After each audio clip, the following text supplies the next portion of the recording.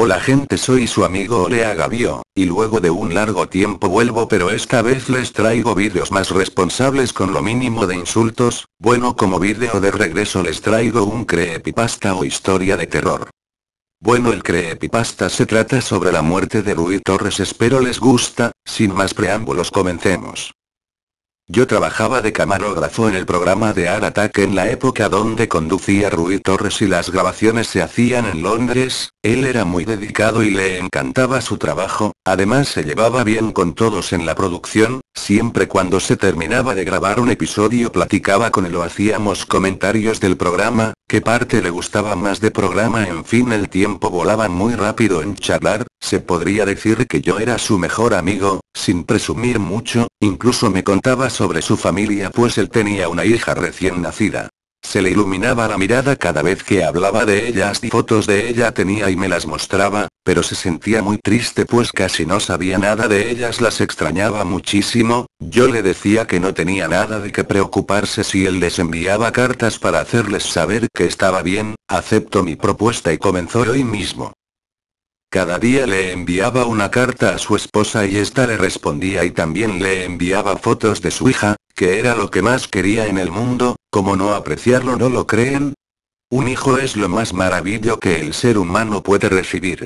Rui también me contaba que estaba estudiando ingeniería en telemática, pues su carrera como actor no era lo único con lo que pudiera tener éxito, pero me decía que solo iba a estar trabajando un tiempo con Disney Channel y después regresaría a México para terminar sus estudios. Yo admiraba en parte a Rui por los sueños que tenía para darle lo mejor a su familia.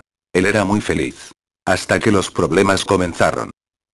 Un día mientras grabábamos un episodio dimos la primera pausa para darle un descanso a Rui. En ese momento llaman por teléfono. Era su esposa y por el tono en el que Rui le contestaba no era muy bueno. Cuando finalizó la llamada le pregunté qué era lo que pasaba y él me contestó con un tono molesto que no tenía nada. La pausa terminó y volvimos con el programa. Cuando terminamos de grabar Rui se fue a su camerino enfurecido. Lo seguí para preguntarle qué era lo que tenía nuevamente, y me contó que había tenido una pelea con su esposa. Ella le decía que hasta cuándo iba a dejar de grabar ese estúpido programa y él le respondió que tomaría un poco de tiempo, porque lo habían contratado para que grabara una segunda temporada. Su esposa nuevamente contestó enfurecida que nunca tenía tiempo para hablarle, que lo único que le importa es su programa y no tiene el tiempo suficiente como para hablar con ella. Él contestó que le manda cartas para saber cómo estaban, pero en ese momento ya había colgado. Rui estaba un poco triste y molesto al mismo tiempo, que solo lo que podía hacer era irme y dejarlo solo. Desde ese momento empezó a tener más y más problemas con Elena, su esposa, que hicieron cambiar el humor de Rui. Ya no era el simpático y energético de antes. Ahora solo terminaba de grabar y se encerraba en su camerino. Pero ese solo era uno de los tantos problemas que tuvo. En el 2002 ya estábamos grabando la segunda temporada, y al parecer todo volvió a la normalidad, y Rui se veía más contento, y todo su coraje había desaparecido, pero fue por solo un momento. Un sábado por la tarde estábamos Rui y yo en su departamento charlando, cuando su teléfono suena, él contesta, y se queda callado. Su mirada comienza a cambiar hasta que emite un grito leve, y cuelga el teléfono. Se altera demasiado y yo le pregunto que sí, qué le pasaba. Estaba muy alterado y daba vueltas por todos lados. Vuelvo a preguntarle qué le ocurría y él me contesta con un nudo en la garganta: mi hija está muerta. Yo me quedé sorprendido, no lo podía creer yo también, y le dije que tal vez se trataba de una broma. Y él me decía que no, le habían hablado del hospital preguntando por un tal Rutilio Torres, al cual afirmó, y fue cuando le dijeron que su hija había sufrido una fuerte pulmonía de la cual no pudieron hacer nada. Él lloraba desconsoladamente y culpaba de todo a Elena, era lo único que hacía. Tuvo que irse a México para que él declarara por el cuerpo de su hija, para saber si no se trataba de otra persona, pero lamentablemente era cierto, su hija estaba muerta. Pasaron 2 semanas y Rui regresó de nuevo a Inglaterra, a los estudios de Disney Channel. Me alegraba que estuviera de nuevo aquí, pero su mirada era otra. Me contó que después del funeral de su hija su esposa le pidió el divorcio, pues ella ya tenía una nueva vida con otro hombre. Rui estaba destrozado, pero después de algunos instantes su cara cambió, como si nunca hubiera pasado nada. Bueno, Hay que comenzar de nuevo, me contestó. Yo le dije que hacía bien que actuara de esa manera, pero en el fondo su mirada no me daba buena espina, solamente le seguí la corriente.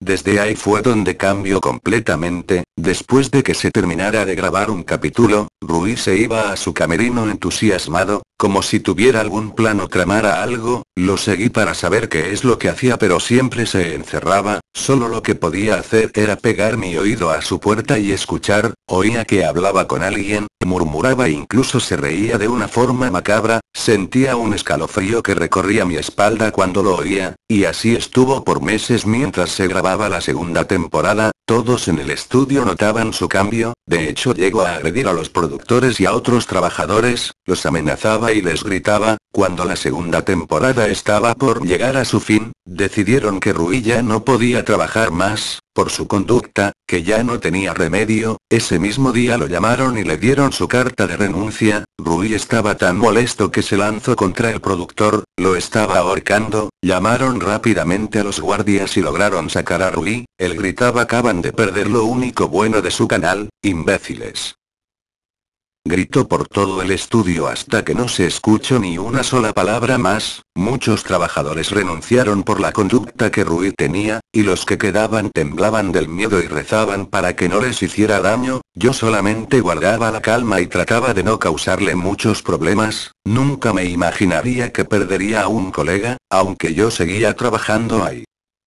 Pasaron 4 meses de la renuncia de Rui que empecé a investigar en dónde se encontraba. Patty, una amiga del estudio, me contó que Rui se había trasladado a México, pues tenía que terminar su carrera de ingeniero en telemática, y quizás volvería a rehacer su vida. Me pareció algo extraño ya que una persona con la mentalidad de Rui no tuviera la capacidad como para seguir estudiando, mucho menos para tener una familia, pero decidí dejar a Rui que hiciera su vida como se le dé su gana. Yo aún tengo la mía y él la suya, esa como sea. Varios días después, cuando llegaba del trabajo, sonaba el teléfono, contestaba pero no se oía nada, contestaba pero era inútil, nadie contestaba, hasta que colgaba el teléfono. Las llamadas continuaron por meses, hasta que dejé de recibirlas, pero ahora ya no me molestaban por teléfono, ahora era por correo. Me enviaban alrededor de 200 mensajes por día y lo único que decían era: ayúdame, estoy solo. Pensaba que se trataban de virus o basura que la gente envía, así que solamente las ignoraba y las borraba, hasta que un día me llegó el mismo correo pero tenía algo diferente. Fui más abajo del mensaje y este tenía escrita una dirección. De nuevo me dije a mí mismo que eran solo correos basura, pero me picó la curiosidad y anoté la dirección. Salí de mi casa y seguí la dirección, hasta que me llevó a un edificio. La dirección además tenía el número de la habitación a la que debía entrar. Entré al edificio y comencé a buscar la habitación 203, subí las escaleras hasta que finalmente la hallé, me paré enfrente de la puerta y comencé a tocarla. Para mi sorpresa no contestaba nadie, así que tomé la perilla de la puerta para comprobar si tenía candado. Cuando toqué la perilla de repente sentí un escalofrío recorriendo toda mi espalda, y podía sentir un ambiente negativo, se sentía pesado y sofocaba. Le di vuelta a la perilla fácilmente, lo que decía que la puerta no tenía ningún candado. La abrí lentamente, para lo que descubrí era un departamento desordenado y sucio. Caminé por la sala pero era difícil ya que había muchas cosas tiradas en el piso, además apestaba como si un animal hubiera muerto, hasta que llegué a una puerta. La abrí lentamente, no podía creer lo que veía, estaba el cadáver desnudo de una persona. Me horroricé demasiado, me acerqué lentamente para ver de quién se trataba, me paré enfrente de él. Era Rui, además tenía una nota pegada en su pecho, decíase que cometí errores, nunca debí comportarme de esa manera, ahora estoy tan arrepentido que mi salvación es acabar conmigo, ya no tengo otra salida.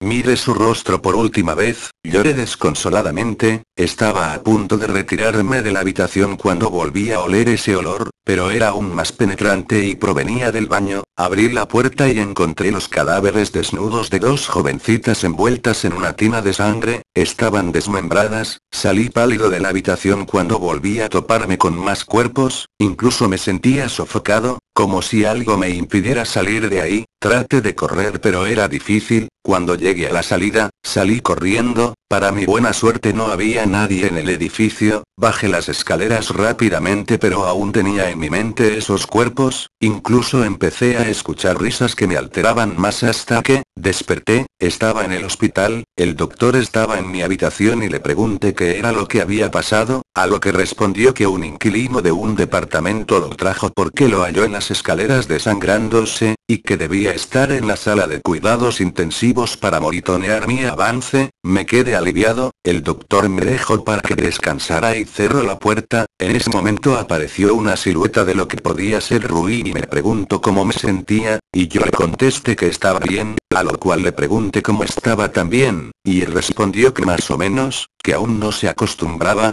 ¿Te acostumbrarás?, le respondí. No pasó más de un mes y me dieron de alta. Desde aquí en adelante, ya nunca más estuve solo. Bueno gente, eso ha sido todo el creepypasta. Espero les haya gustado, yo espero que sí. Bueno, me retiro no sin antes recordarles que es un creepypasta, o sea no es real, solo es una historia para causar miedo, sin nada más que decir. Chao.